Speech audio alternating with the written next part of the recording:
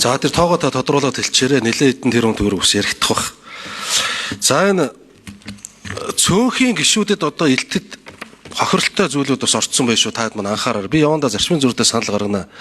Энэ 46-гийн 5-6-ад нь одоо энэ үнэлгээ их талаар өргөн мэдүүлэх төслийн бүрдүүлбэр хянах шатанд буюу төсөл боловсруулаад явж хахад зардлын тооцоонд хийсэн тайланд үнэн бод байдлын үнэлгээ хийнэ гэсэн.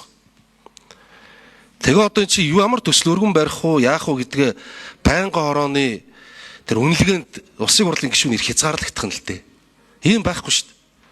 Хилцэх хэсгийг энэчээ шийдээ, чуулган дээр хилцэх хэсгийг шийдээд хилцсэн явдаг болохоос өмнө нь нэг ийм хиймэл шат үүсгэж болохгүй. Энэ бол хувь санаагчлагчийн эрхэнд ноцтой халтж ийн гэж үзэж байгаа. Доор нь дахиад тэр хилцүүлгийн шатанд нь дахиад нөлөөлийн дүн шинжилгээ хийнэ гэдэг. Тэр шинжилгээ нь гараад сөрөг гарвал яах юм гэдэг нэг юм асуудал байна. Энэ дээр санал гарна. За алтан гэрэл гишүүний 1 минутыг нэмээд өгч. Манай Бямцагт дарга сая зөв юмуд хэлж гинэ. Одоо бидний энэ баталж байгаа хууль тогтоомжийн талаар. Тэгэхээр Бямцагт дарга би танд нэг хүсэл тавьсан байгаа. 2025 оны 5 дугаар сарын 21-ний өдөр буюу 365 хоногийн өмнө өргөн мэдүүлсэн нийтийн албан тушаалтны хууль ёс сүрэнгийн хураах хуулийн төслийг 2 удаагийн хилцэх асуудлын жагсаалтанд оруулаад одоо болт хилцэхгүй байхаар бидний ажил яаж явах юм бэ? Тэгээ одоо яг жилийнх нь маргааш болох гэж байна. 5 дугаар сарын 21-ний өдөр. Тэгээ би бас танд хандаж хүсэж байна дарга энэ хуулийн төслийг хилцүүлээд өгөөч ээ. Эрх баригч намын дарга ерөнхий сайд манаас дэмжиж ийн гэдгийг илэрхийлсэн. Нэгэнт хилцэх асуудлын дараа захимжд орсон юмыг бас хилцүүлж өгөөч ээ гэж энэ завшааныг ашиглаж Бямцагт даргад хүсэл тавьж байна. Баярлалаа. За Бямцагт дарга хариулъя. Тэгэхээр жагсаалтын гишүүд тойргийн гишүүдээс нэг ажлын албаны оронтой нэгээр цөөн байгаа. Жагсаа тойргийн гишүүд 3, жагсаалтын 2. Энэ дээр одоо олон гишүүд адилхан гишүүн тойрог жагсаалт ялгаа байхгүй гэж санал тавьсан учраас адилхан 3 болгож байгаа. Энийг хилцүүлгээ явуулаад одоо гишүүд маань бас ярих хэрэгтэй. Урд нь бол гишүүд нэг аймаг төлөөлөөд явдаг байсан бол одоо 4-5 аймаг төлөөлдөг тойрог бол илүү томорсон бас үндэслэл байгаа. Энийг хилцүүлгээ явуулах гишүүд ярьж байх гэж бодож байна.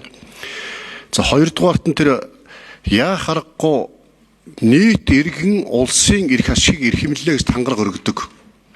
Улс орныхоо эрх ашигын эсрэг хууль санаачилдаг, попордог, үндэсний аюулгүй тусгаар тогтнолд эрсдэл учрахаар хууль санаачилдаг ийм асуудлууд байна. Тийм болохоор энэ дэр хилцүүлгээ явуулцад юм уу? Шаардлагатай бол тухайн мэргэжлийн байнгын ороо хууль зүйн дүгнэлт гаргуулах. За мөн одоо ийм За гүцээгээд хариулчихъя. Бямцагт дарга. Тэгээ энийг бол бас нэлээд ярих хэрэгтэй. Сая тэгээ ерөнхийлөгч санаачилсан хуулийг одоо бас өргөн бариад хилцүүлэхэд тэгэл үндсэн хууль зөрчсөн хууль гэж яригдчихсэн. Энийг бид нар бас эхнээсээ бас нэг харж анхаарч ярьж явахгүй болвол үнэхээр одоо нийт иргэн улсын эрх ашиг эрхэмлж хуулиа барьж өгөө юу? Энэ улсын төсөв санхүүд ноцтой хор хөрөл учруулахад төсөв өргөн барьчаад ард түмэн тэрэнд таалагддаг. Тэгээ тэрэн тийм үү? Хилцэх хэцүү хилцэхгүй хэцүү байдалд ордог тохиолдол зөндөөл байгаад. Тэгэхээр энэ дээр мэргэжлийн байнгын ороод нь бас санал дүгнэлт гаргадаг байя, шинжилгээ хийдэг байя гэж байгаа. За таны тэр санаачилсан хуулийг хууль зүйн байнгын хорооноос тийм үү хилцэгдээд ингээд даргын зөвлөрөөр орох ёстой. Тэгэхээр даргын зөвлөл дээрээс орж ирээгүй байна. Хэрвээ мэрэг холбогдох байнгын хороо нь даргын дэрх зөвлөрөө санал оруулж ирвэл хилцүүлэхэд бэлэн байна. Тэгэхээр холбогдох байнгын ороотой асуудлаас ярээрэй гэдэг тань төсөлье.